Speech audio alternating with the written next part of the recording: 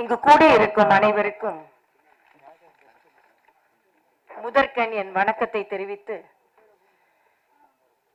நல்லதொரு நிகழ்ச்சியில் கலந்து கொள்கின்ற ஒரு வாய்ப்பு கிடைத்தது. இது எனக்கு சற்று மாறுபட்ட மேடை.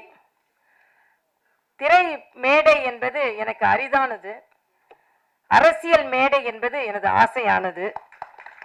ஆனால் தமிழிசை இல்லாமல் திரைப்படங்கள் இல்லை. இந்த தமிழிசை முதல் முறையாக ஒரு திரைப்பட நிகழ்ச்சிக்கு வெகு நாள் கழித்து நான் வந்திருக்கிறேன். அதனால் உங்கள் அனைவருக்கும் முதற்கண் என் வணக்கம். இங்கே மரியாதைக்குரிய ராஜேஷ் அவர்களும் சுஜாதா ராஜேஷ் அவர்களும் இந்த படத்தை தயாரித்திருக்கிறார்கள். நான் எப்படி இவர்கள் இந்த படத்தை தயாரித்தார்கள் என்று நான் நினைத்து கொண்டிருந்தேன். அப்போ அவர்கள் இருப்பிடத்தை பற்றி கேட்டார்கள். அவர்கள் இருக்கிற இடம் ராமாபுரம். அதனால் ராமாபுரத்தில் இருந்து ராஜேஷும் சுஜாதா ராஜேஷும் ராமனின் சீடனான அனுமனுக்காக ஒரு படம் எடுத்திருக்கிறார்கள். அந்த வகையில் எனக்கு மகிழ்ச்சி. இங்கே இந்த இடத்தில் நான் ஒரு அரசியல் கட்சி தலைவராகவோ முன்னாள் ஆளுநராகவோ இங்கே வரவில்லை. அனுமனின் பக்தையாக மட்டுமே நான் இங்கே வந்திருக்கிறேன்.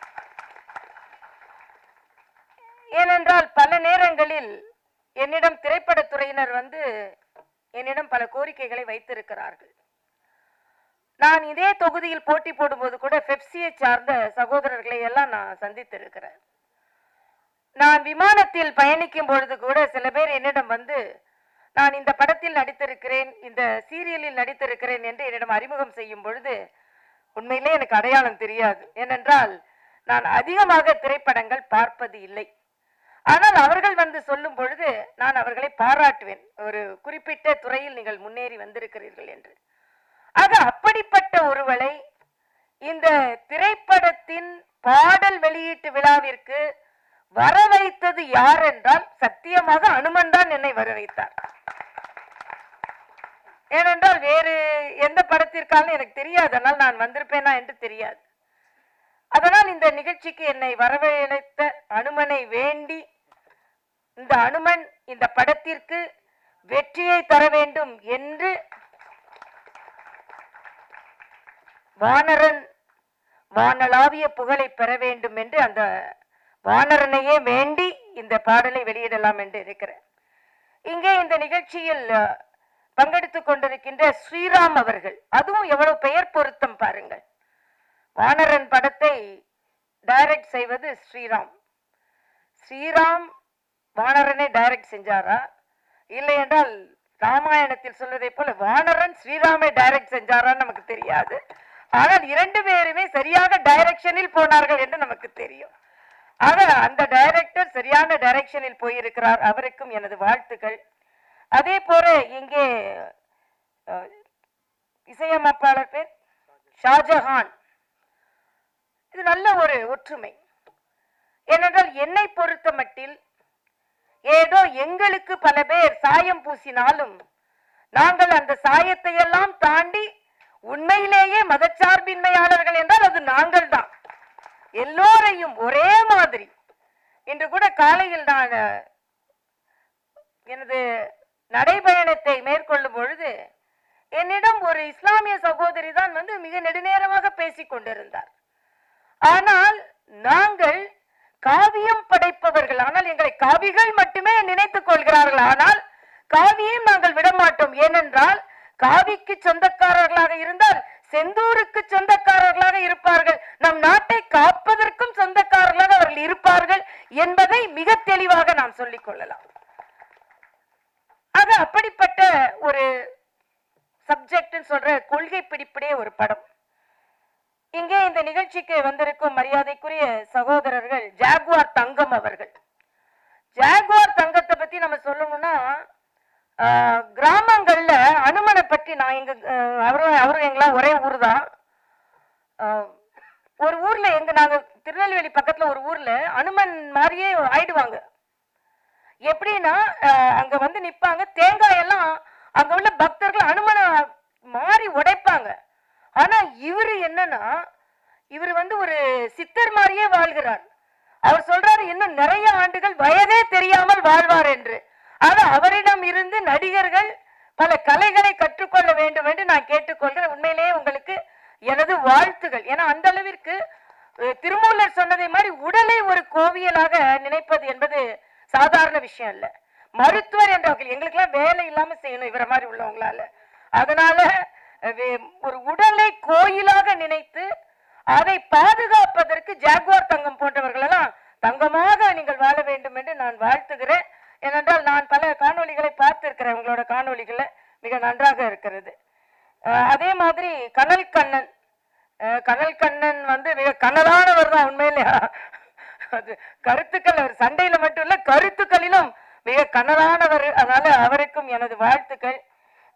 இங்கே வந்து லொல்லு சபா ஜீவா நான் பார்த்ததில்லை தம்பி, நல்ல சபாயா தான் பார்த்திருக்கேன், லொல்லு சபாலாம் நான் பார்த்ததில்லை.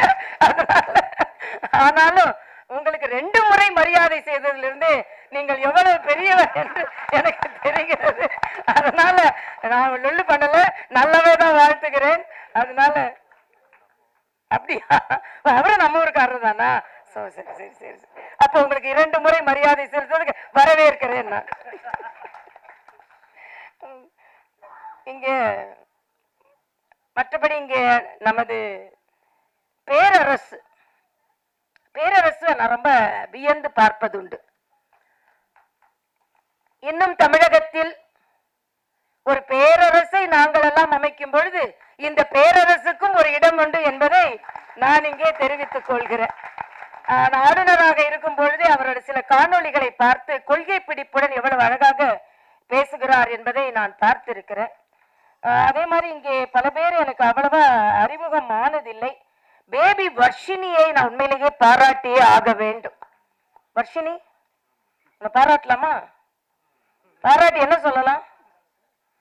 என்ன சொல்லலாம் சொல்லு. ஓகே அக்கா, ஆஹா, இதுதான் எனக்கு ஒரு பெரிய ஒரு அங்கீகாரம்.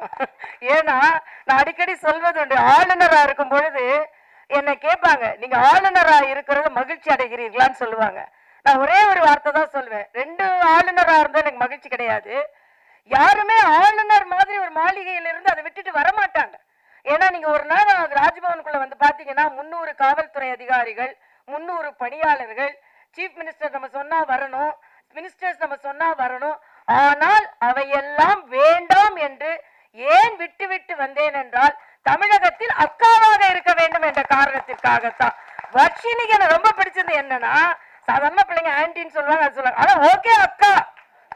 ஆக வர்ஷினி வாயில் இருந்து வந்த ஓகே அக்காவை தமிழகத்தில் உள்ள அத்தனை குழந்தைகளும் ஓகே அக்காவாக நான் இன்று ஏற்றுக்கொள்கிறேன். ஏனென்றால் நாளைய தினம் எனது பிறந்த நாள். ஆக ஓகே அக்கா, ஓகே அக்காவாக பிறந்து ஒரு மிகப்பெரிய நிஜமாவே குழந்தையும் தெய்வமும் ஒன்று. நான் எப்படி பாராட்டலான்னு கேட்டா பாராட்டலாம், ஓகே அக்கா இயல்பாகவே இதயத்தில் இருந்து வந்தது. அதனால் அவளுக்கும் எனது பாராட்டுகள். எல்லாவற்றிற்கும் மேலாக இங்கே நடிகர் தம்பி விஜயேஷ் நாகேஷ்,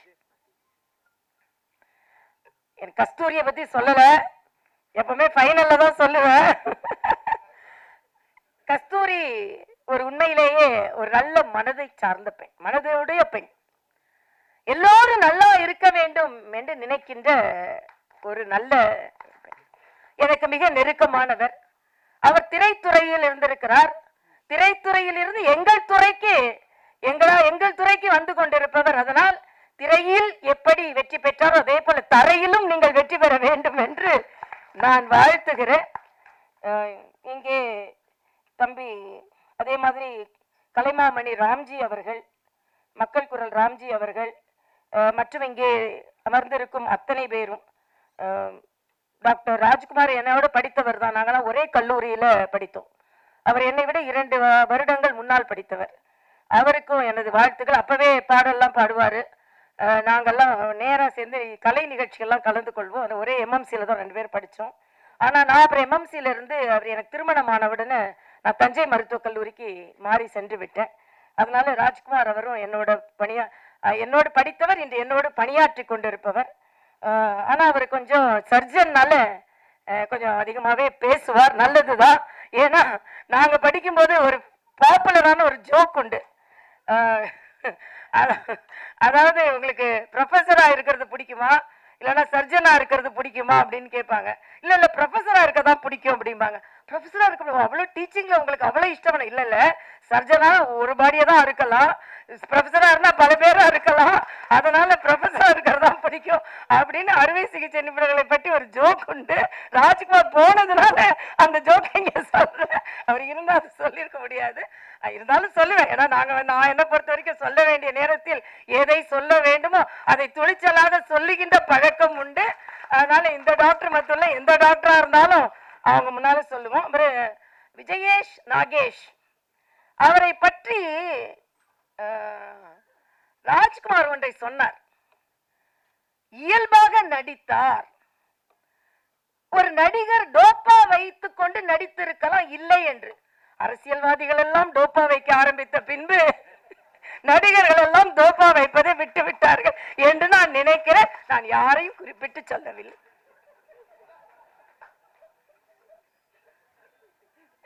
ஏன்னா அவர் ராஜ்குமார் சொன்னாரா இல்லையா, ஒரு நடிகரா இருந்து டோப்பா வைக்காம நடிச்சிட்டார் அப்படின்னு சொன்னார். வேற என்ன பண்றது, மற்றவங்க எல்லாம் டோப்பா வைக்க ஆரம்பித்த பின்பு நடிகர்கள் டோப்பாவை விட்டு விட வேண்டியதுதான் அப்படின்னு நினைத்தாரு. நான் நினைக்கிறேன் அப்படின்னு சொன்னதா எனக்கு காதுல விழுந்தது. அதனால தமிழ் சேர்ந்த அரசியல் பேசக்கூடாது. அரசியல் நான் பேசவே இல்லை, நான் யதார்த்தத்தை பேசினேன், அவ்வளவுதான். நான் எதுவும் டூப்பாவும் பேச மாட்டேன், எதையும் டூப்பா பேச மாட்டேன், உண்மையாதான் பேசுவேன். ஆனாலும் அதனால சொன்னதுனால யாரையும் அவமரியாதை செய்யல. தமிழகத்தை ஆள்பவர்கள் மீதும் எனக்கு மரியாதை இருக்கிறது. எல்லாவற்றிற்கும் மேலாக இந்தியாவை ஆண்டு கொண்டிருக்கின்ற எங்கள் பாரத பிரதமர் மீது மிகப்பெரிய மரியாதை இருக்கிறது. ஏனென்றால் இன்று இந்த நாடு பாதுகாக்கப்படுகிறது என்றால், ராஜ்குமார் தனது நெஞ்சை திறந்து செந்தூரை பற்றி சொன்னார். ஆனால் அந்த செந்தூரம் மிகப்பெரிய ஒரு பெரிய கொள்கையை எடுத்து சொன்னது மட்டுமல்லாமல் ஒரு செய்தியை உலகத்திற்கு சொல்லி இருக்கிறது. தீவிரவாதம் எந்த வகையில் இருந்தாலும் பொதுமக்களை அழிக்காமல் தீவிரவாதிகளை மட்டுமே எங்களால் அழிக்க முடியும் என்று ஒரு அரசு சொல்லி இருக்கிறது. இதுதான் முக்கியம். இப்ப நாங்களே கேன்சருக்கு ட்ரீட்மெண்ட் கொடுத்தா கேன்சர் செல்ல மாத்திரம் அடிக்க முடியாது. துரதிருஷ்டவசமாக கேன்சர் செல்லோடு சேர்ந்து நல்ல செல்களையும் அழித்து விட வேண்டிய அளவுக்கு தான் நவீன விஞ்ஞானத்தில் கூட மருந்து இருக்கிறது. நவீன விஞ்ஞானத்தில் கூட நாங்கள் புற்றுநோய் செல்களை மட்டுமே திசுக்களை மட்டுமே அழிக்க முடியும் என்று நினைத்தால் கூட சுற்றியுள்ள நல்ல திசுக்களையும் கூட அழித்து விடுகிறோம். ஆனால் நமது விற்பனையான நமது மிகப்பெரிய ராணுவத்தினால் தனது சரியான வழிகாட்டுதலினால் ஒரு விஞ்ஞானம் செய்யக்கூட முடியாத ஒன்றை நல்ல திசுக்களை அழித்து விட்டுத்தான் புற்று திசுக்களை அழிக்க முடியும் என்ற சூழ்நிலை மருத்துவத்திலேயே இருக்கும் பொழுது சுற்றியுள்ள பொதுமக்களை காப்பாற்றிவிட்டு தீவிரவாதிகளை மட்டுமே தான் அழிப்பேன், நான் மனிதநேயன் என்று சொல்லிக் கொண்ட மரியாதைக்குரிய பாரத பிரதமரின் தொண்டர் என்ற வகையில் நான் நின்று கொண்டிருக்கிறேன். எப்படி ராமனுக்கு தொண்டன் என்று சொல்வதை போல. இங்கே மிக அதிசயமாக நான் இந்த நிகழ்ச்சிக்கு வந்தது, எப்பொழுதெல்லாம் ராமாயணம் எங்கெல்லாம் இசைக்கப்படுகிறதோ அங்கெல்லாம் அனுமன் அமர்ந்திருப்பான் என்று எங்கள் திருநெல்வேலி நாகர்கோயில ஒரு பழக்கம் உண்டு. தஞ்சையில் கூட நான் பார்த்திருக்கிறேன். ராமாயணம் படித்துக் கொண்டிருப்பார்கள், அங்கே ஒரு இருக்கை போட்டு இருப்பார்கள், அங்கே அனுமன் இருந்திருப்பார். ஆக ராம கதை நடக்கும் பொழுதே ஒரு இருக்கையில் அனுமன் அமர்ந்திருக்கிறான் என்றால், இங்கே வானரனை பற்றியே கதை இருக்கும் பொழுது இங்கே அனுமன் அமர்ந்திருக்கிறான் என்று நான் நிச்சயமாக நம்புகிறேன். என்னண்டையும் நான் இங்கே சொல்லிக் கொள்கிறேன். ஏனென்றால் இது மிக ஒரு கவர்ச்சிகரமான படமா என்றால் இல்லை. சண்டே டான்ஸ் எல்லாம் இருக்குன்னா எனக்கு தெரியாது, இருக்க முடியாது. ஏற்கனவே இங்கே ஒரு நல்ல குடும்ப கதையாக இருந்து மற்றவர்களுக்கு உதவி செய்யும் கதையாக இருக்கிறது. இங்கே அனுமனை பற்றி சொல்லும் பொழுது ஒன்றை சொல்ல வேண்டும். செந்தூரம் என்று சொல்வதையும் நான் இங்கே இணைத்து சொல்கிறேன். அதாவது சீதை செந்தூரத்தை எடுத்து நெற்றியில் வைப்பாள். உடனே அனுமன் கேட்பான், ஏன் அம்மையே இந்த செந்தூரத்தை எடுத்து நீ நெடுவகுடில் வைக்கிறாய் என்று கேட்பாள். உடனே சீதை சொல்லுவாள், செந்தூரம் எடுத்து நெற்றி வகுட்டில் வைத்தால் ராமனுக்கு நல்லது. உடனே இந்த அனுமன் என்ன தெரியுமா செய்வான், அந்த செந்தூரம் முழுவதையும் எடுத்து உடல் முழுவதும் பூசிக்கொள்வான். உடனே சீதை கேட்பாள், என்னானுமா உனக்கு பைத்தியமா பிடித்து விட்டது? அவ்வளவு செந்தூரத்தையும் எடுத்து உடல் முழுவதும் பூசிக்கொள்கிறாயே என்று கேட்டபோது அனுமன் சொல்வான், நெற்றி வகுட்டில் செந்தூரம் வைத்தாலே என் ராமனுக்கு நல்லது என்றால் உடல் முழுவதும் பூசிக்கொண்டால் என் ராமனுக்கு எவ்வளவு நல்லது. அதனால் ராமபக்தனான நான் உடல் முழுவதும் பூசிக்கொள்கிறேன் என்று. ஆக இங்கே இந்த இசை தட்டு விழா என்ற செந்தூரத்தில் இன்று வைக்கும் இந்த செந்தூரம் தமிழகம் முழுவதும் எப்படி அனுமன் செந்தூரத்தை முழுவதுமாக பூசி வெற்றி கண்டானோ அதே போல இந்த வானரன் தமிழகத்தில் மட்டுமல்ல இந்தியா முழுவதும் நல்ல படங்களும், ஏனென்றால் இப்பொழுது நான் நேரடியாக திரைப்படம் பார்ப்பதில்லையே தவிர திரைப்படங்களை பற்றி நான் கேள்விப்பட்டு இருக்கிறேன். அந்த காலத்துல சண்டை மிக அதிக பண பொருட்களோடு தயாரிக்கப்படும் படங்கள் தான் வெற்றி பெற்றது. ஆனால் இன்றைய காலகட்டத்தில் மிக எளிய படங்கள், அன்பை நேசிக்கும் படங்கள், குடும்ப வாழ்க்கையை சொல்லும் படங்கள், கிராம கதையை சொல்லும் படங்கள், ஒற்றுமையை சொல்லும் படங்கள், ஒடுக்கத்தை சொல்லும் படங்கள் இவையெல்லாம் வெற்றி பெறுகிறது என்று நான் கேள்விப்படுகிறேன். ஆக இந்த எளிய படங்கள் வெற்றி பெறுவதை போல இந்த வானரனும் மிகப்பெரிய வெற்றி பெற வேண்டும் என்று நான் வாழ்த்துகிறேன். அது மட்டும் இல்ல, எப்பவுமே எனக்கு ஒரு பழக்கம் உண்டு. நான் நிறைய நிகழ்வுகளில் சென்றிருக்கிறேன்.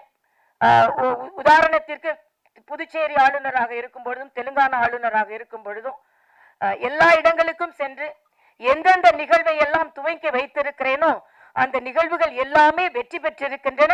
அதனால் வானரனும் வெற்றி பெறும் என்ற மிகப்பெரிய ஆசையோடு, ஏனென்றால் தமிழக மக்களுக்கும் ஒரு கோரிக்கை வைக்கிறேன். எப்பவுமே சென்சேஷனல், ராஜ்குமார் பேசும்போது சொன்ன சென்சேஷனலா இருக்கணும், சென்சா இருக்கணும்னு யாரும் நினைக்கவே மறுக்கிறார்கள்.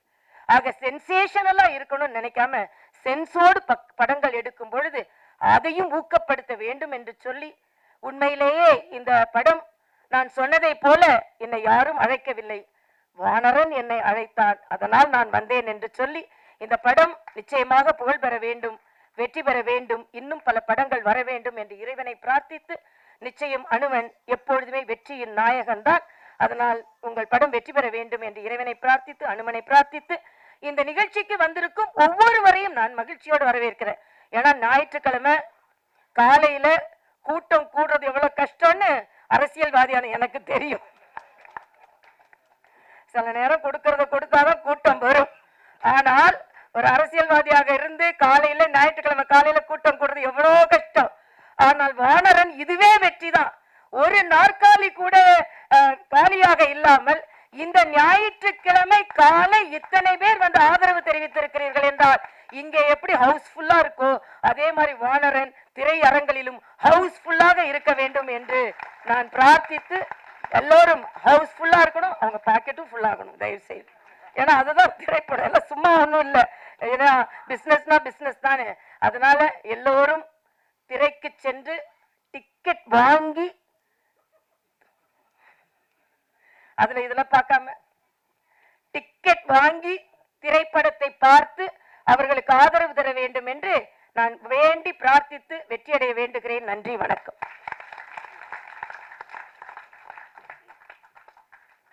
காலையில இங்க வரும்போதே பர்த்டே பேபி இன்னைக்கே ஒரு தடவை விஷ் பண்ணிடுறோம் அப்படின்ட்டு தயாரிப்போடு வந்துட்டேன், ப்ரிப்பேரா வந்துட்டேன்.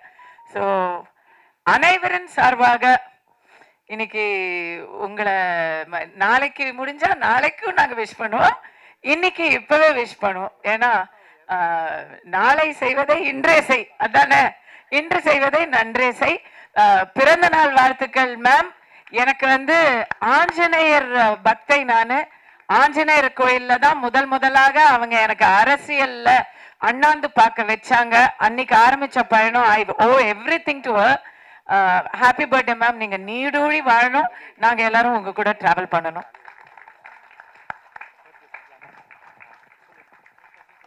Happy birthday பாடு. Happy birthday. என்ன பாடு? Happy birthday to you. Happy birthday to you. Happy birthday dear Tamilisai அக்கா. Happy birthday to